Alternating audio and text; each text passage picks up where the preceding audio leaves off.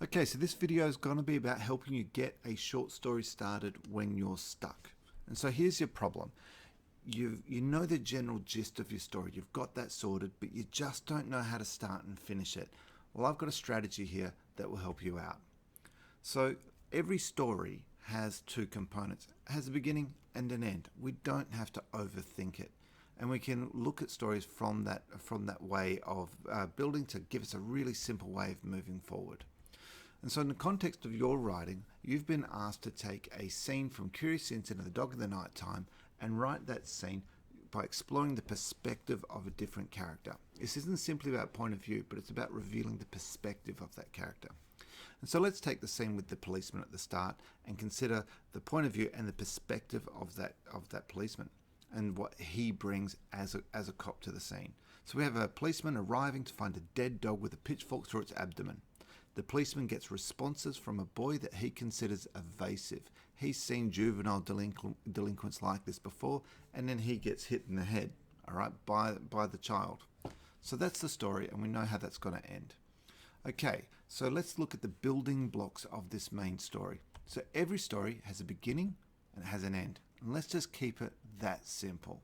And what I say to students is always just start from the end, think about that, and go back in time by 5 to 10 minutes.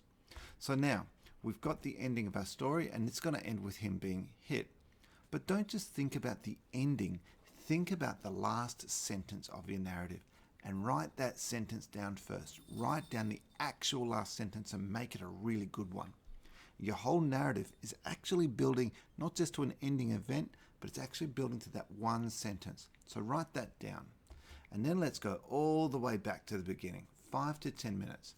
And so I'm saying stick to 5 to 10 minutes. Don't go hours, don't go days. Because by slowing down time, you'll focus on showing rather than telling. You can't do anything other than show rather than tell because you don't have that many events to talk about. You don't have and then, okay? So you limit the events and build character and atmosphere through language.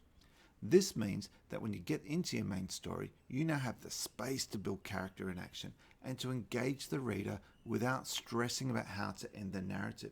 You know how the narrative's going to end because you just wrote the last sentence. And that is how you get your story started. You don't have to overthink it. Keep it that simple, and this will give you the space to really think about rich language, great dialogue, and all that cool stuff in your writing. So good luck with that, and I hope this helps.